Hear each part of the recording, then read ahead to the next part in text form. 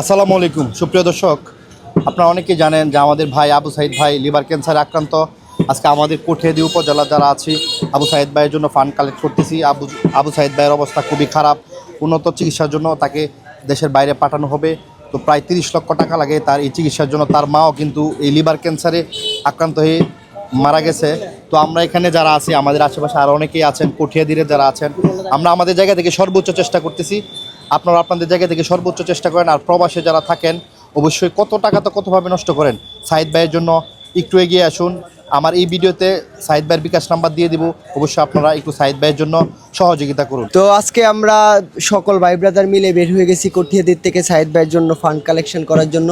তো আপনাদের দ্বারে যদি আসি তাহলে অবশ্যই যতটা পারেন হেল্প করবেন। তাছাড়াও বিকাশ নগদ রকেট নাম্বার দেওয়া থাকবে, ওইখানেও পাঠাতে পারেন। তো সবাই সাইদ ভাইয়ের জন্য দোয়া করবেন আর এবং অবশ্যই যে যতটা পারেন তাকে হেল্প করবেন। আল্লাহ হাফেজ। আমরা এখন কঠিয়াদিতে আছি, কঠিয়াদিতে আজকে কালেকশন করব। যে দেখেন আমাদের সাথে আছে টেকনিক বউ, তার বাসা কিন্তু মিটামুন।